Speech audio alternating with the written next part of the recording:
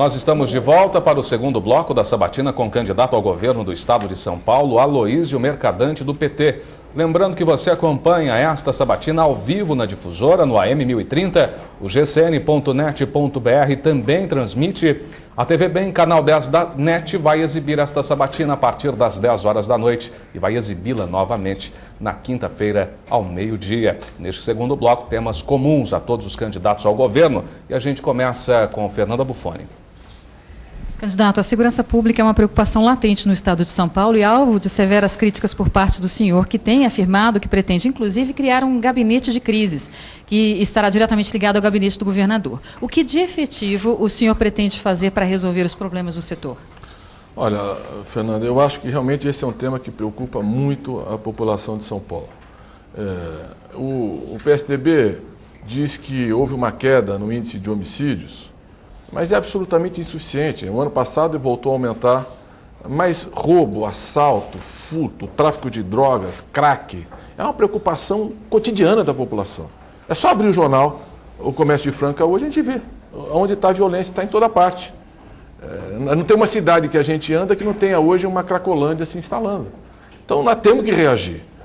O que falta na segurança? Primeiro, falta tratar com dignidade a Polícia de São Paulo. Não é possível o governador assistir um confronto da Polícia Civil com a Polícia Militar, como aconteceu ali em frente ao Palácio dos Bandeirantes. Tem que pagar direito à polícia. Não dá para lembrar do policial só quando você diz com 90. Tem que pagar direito, tem que valorizar, tem que formar melhor os policiais. Nós fizemos o PRONASSE, um programa nacional, que 11 estados do Brasil já conveniaram, onde o governo federal aumenta o repasse de recursos para salário para os policiais. Por que São Paulo não aderiu? Porque em muitas coisas não quer trabalhar em parceria com o governo federal e deveria estar fazendo. Segundo, nós temos que aumentar o policiamento ostensivo e melhorar o policiamento comunitário. A polícia mais próxima da comunidade. Nós vamos colocar uma rádio patrulha num raio de 2 a 3 quilômetros, além das bases comunitárias, que é uma espécie de unidade pacificadora, que nós já temos no Rio de Janeiro de forma exitosa. E essas radiopatrulhas, nós vamos pegar os 12 policiais que vão trabalhar 24 horas por dia, o ano inteiro, e vamos distribuir para aquele raio, para aquela região em que eles vão trabalhar, a fotografia, o número, o nome de cada um. Então a população vai saber quem é o policial que está trabalhando ali. E o número do celular que está na radiopatrulha. Precisou? Chama aquela radiopatrulha que você conhece. A população já conhece, ele conhece a população, o tratamento vai ser muito mais humanitário, a polícia vai ter muito mais informação e nós vamos melhorar com mais eficiência a segurança pública.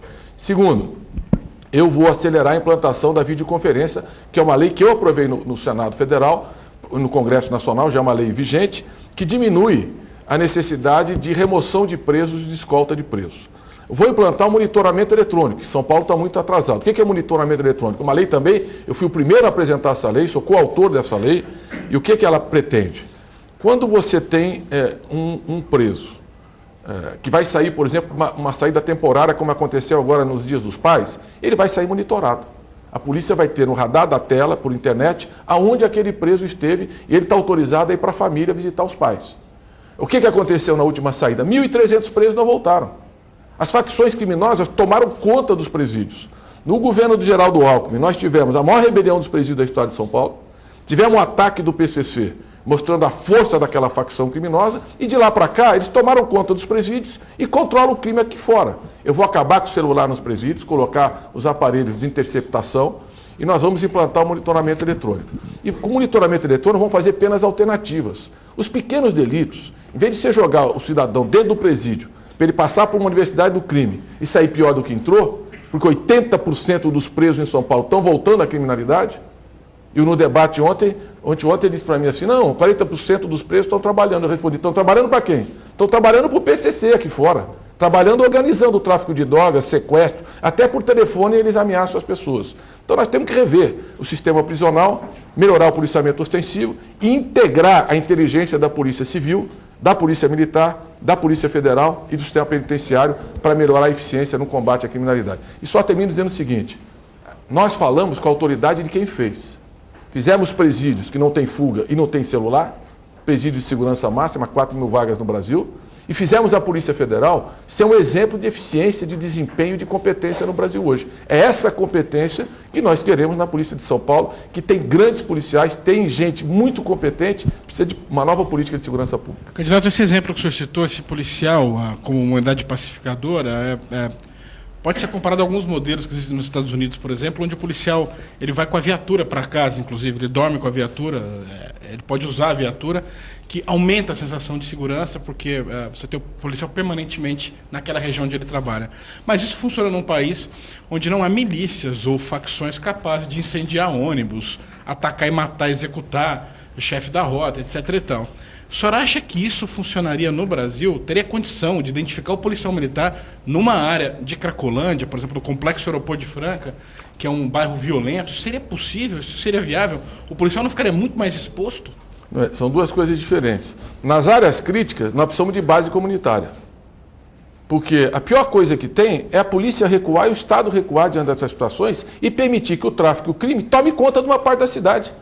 Se a polícia sabe que tem uma área que o crime está se organizando ali, ela tem que enfrentar. Veja o seguinte, olha, no Rio de Janeiro a gente não conseguia trabalhar com o governo anterior, nem com o prefeito anterior. Mas isso não passa por uma mudança na legislação também? Não, mas veja só, nós não conseguimos trabalhar, o governo federal não conseguia, parecia São Paulo. Agora nós estamos trabalhando junto com o governador e a prefeitura. Partimos para cima do crime organizado nos morros. E é isso que tem que ser feito. Partiu para cima, entra não só com policiamento, entra com programas educacionais, com centros de esporte, com estímulo à cultura, a comunidade apoiando essa mudança de atitude, construção da Minha Casa Minha Vida, saneamento básico, e esse apoio da população, junto com a segurança pública, nós estamos recuperando a dignidade desses bairros populares, dessas favelas que nós tínhamos no Rio. Então, nós já temos uma boa experiência de policiamento comunitário. Vou dar um exemplo. O Jardim Ângela, em São Paulo. Era uma das áreas mais violentas do mundo.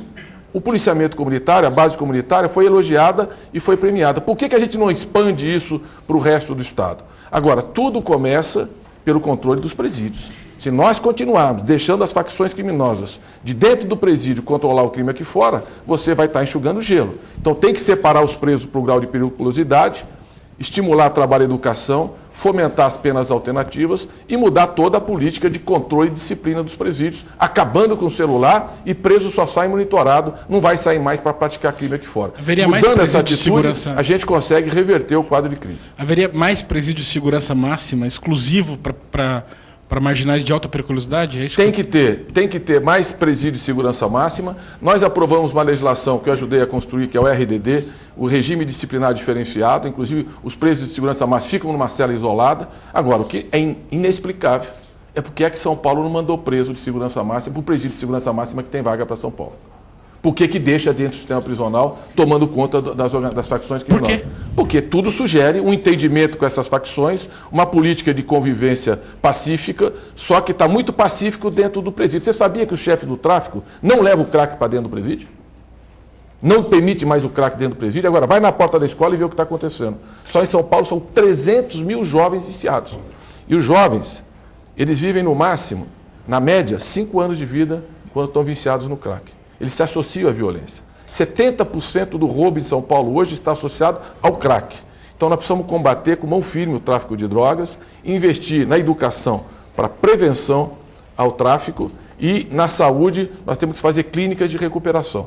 O governo Lula ontem lançou um programa de 6 mil leitos, um pouco mais de 6 mil leitos que estão sendo instalados para a recuperação de dependentes, especialmente do crack. Nós temos que fazer parceria com isso.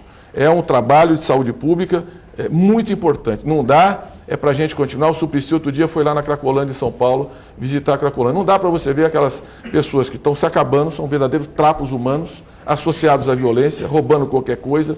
E não está mais só ali no centro de São Paulo, ou perto da rodoviária de São Paulo. Você vai para a Zona Leste, tem lá uma Cracolândia instalada. Você vai nos bairros da periferia, o crack está chegando em cada lugar. Então, essa questão da droga em São Paulo é muito importante e nós temos que ter uma atitude muito firme. Candidato, o senhor propõe no seu governo criar uma espécie de subsecretaria de segurança pública em cada região do Estado, no qual o comando das polícias civil e militar seria unificado. Como é que isso funcionaria? Nós não podemos... A polícia militar ela tem uma função que é o policiamento ostensivo, função constitucional. A polícia civil tem outra função que ela é uma polícia judiciária, uma polícia de investigação. Uma previne o crime, que é a melhor polícia que tem, é aquela que previne. A outra tenta resolver o crime quando ele ocorreu. O problema é que hoje só 5% dos crimes estão sendo solucionados em São Paulo. Então nós precisamos melhorar o policiamento ostensivo, como eu disse, e nós precisamos, ao mesmo tempo, melhorar a inteligência policial. Integrar o sistema de inteligência da Polícia Civil, Militar, da Polícia Federal e da Polícia Penitenciária. Trabalhar junto a inteligência policial. E a inteligência que reverte esse quadro. É a inteligência que faz a Polícia Federal ter hoje a eficiência que tem no Brasil todo. Então, com essa integração, nós vamos poder coordenar melhor o esforço, tanto da Polícia Civil e Militar, como também da Polícia Federal e da Polícia Penitenciária, trabalhando junto na solução e no planejamento estratégico. E outra coisa, nós vamos colocar os crimes que estão ocorrendo geoespacializados na internet.